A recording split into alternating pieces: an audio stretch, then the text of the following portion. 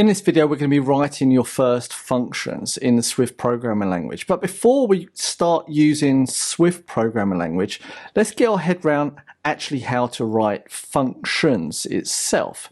And so we've already said that we've got add, subtract, divide, and multiply. The mathematical expressions here, I'm not going to go through them again because you learnt them in school. All right, but we're going to have add, we're going to call it A, S, D, and M. All right, we're just going to use the capital letter instead. And we're going to go over to Desmos. All right, and first of all, we're going to do at. And we're going to say A, and we're going to create a function here. All right.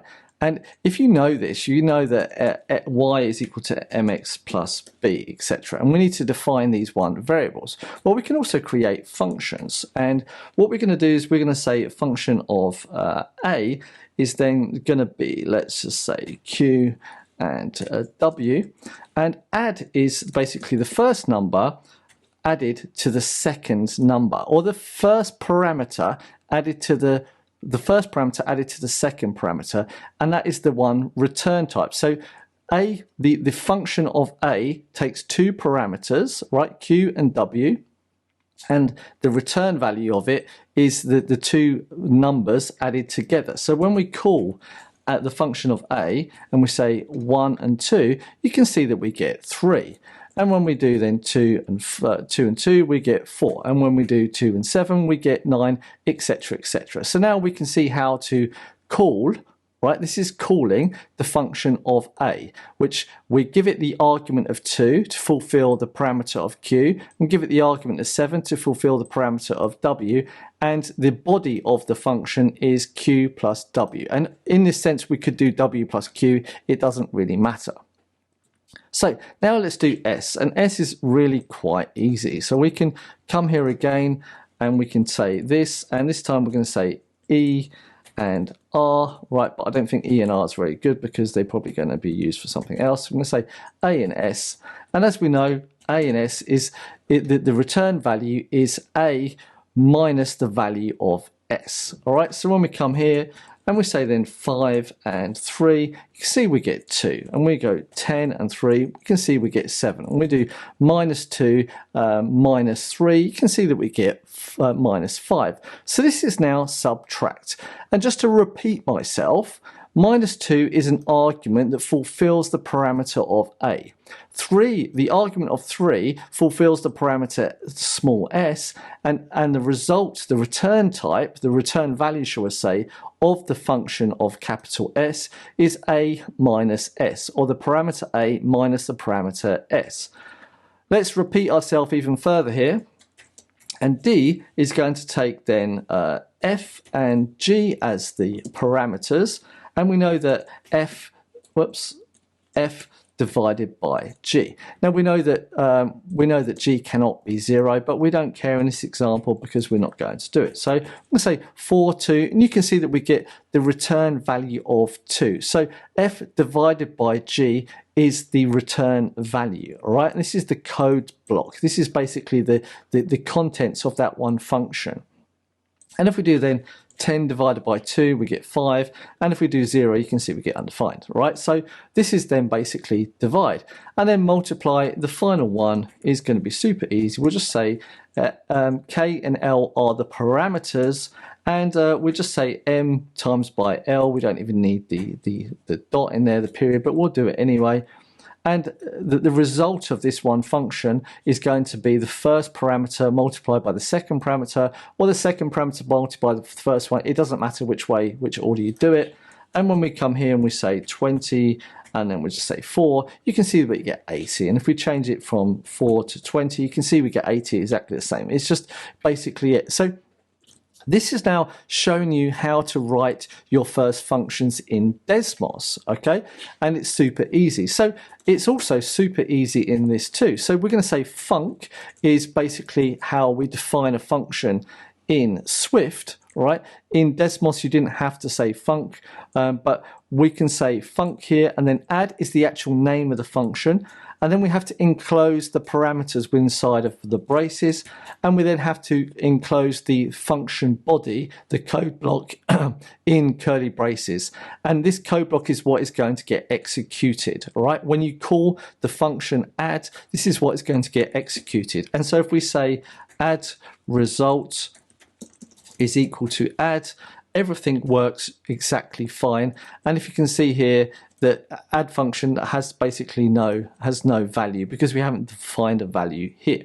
So what we need to do is we need to actually have two values to it. So we're just going to say x and y are the values, and this is then an int, and then this is then an int. And we want to say that it's an int value, the return value. This is what it means. And we can say here return. We don't have to say return, but we're going to show you that in a second. And when we run this, you'll see that this is now moaning that we don't have the arguments required. Remember, these are the arguments, these are the parameters. And we need to do the labels in here as well.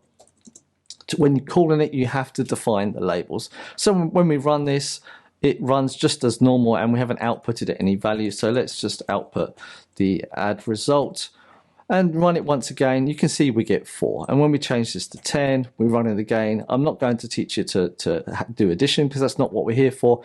But you can see that we can also remove the return statement too, because there is only one line, so it knows this is going to be the return value also. All right. So this is basically the add function done here. And when we look at the add result, we've got, because we don't really have type annotation here, because add already tells us the return type of it. So add result already knows what return type it has. So you actually don't need to use type annotation here because it's already, it's already in the function's return type. But if you do want to be explicit about it, then you can do it. But really, clean code, you know, the add function already tells you what return type it's given already. So you can look at that instead, all right? But the name of the function should also tell you. And we know from this that add always returns this here. Now, if you don't want to have to supply the x and the y, it's super simple. You just put an underscore before each one, then you don't have to supply them. You can see here we don't have to, we can just get rid of the values here, and we can use it as per we did in Desmos, and we get exactly the same results. No surprise there. And this is now going to be the same for subtract. So let's just come here, let's copy this, put that there, and we know that subtract is going to be x minus the value of y. So let's, rather than just make this, let's just say subtract, subtract here, subtract, and then we're just going to say 5 and 3. And when we run this, you can see that we get 2 there. And let's just copy and paste this, and we're going to say divide here. And as you can see here, x divided by y, nothing special here whatsoever. And if I can type, and then we'll just say 4, 2, all right. And we run this once again, and we should see 12, 2, 2, all right. And then the final one, we copy and paste it again, and then multiply.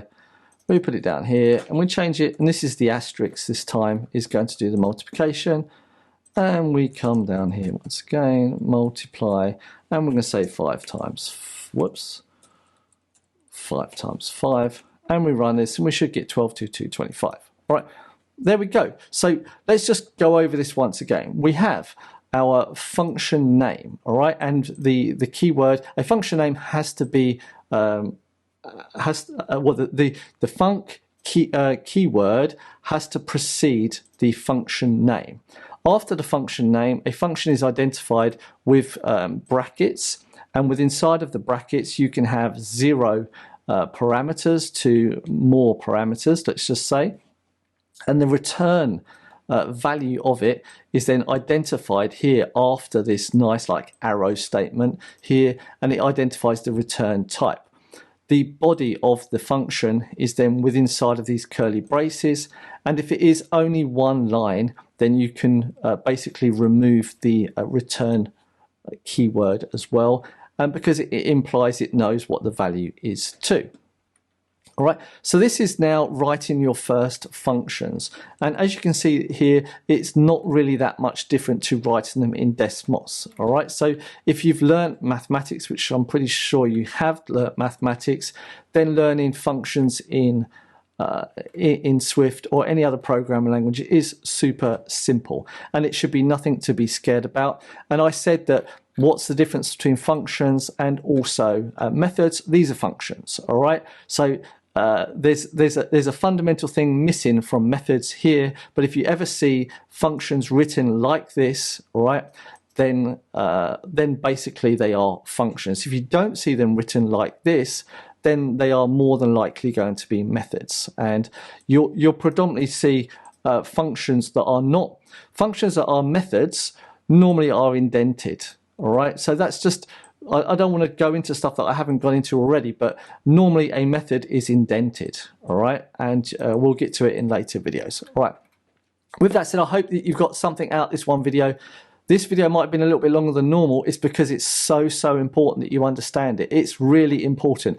In Swift, it's probably the most important videos, right, that you understand, because functions are used everywhere and you will always use functions. So if you haven't understood this already, don't worry about it. I'm going to make sure over the coming videos that you understand it perfectly, all right, because I'm going to spend so much time on making sure you understand it.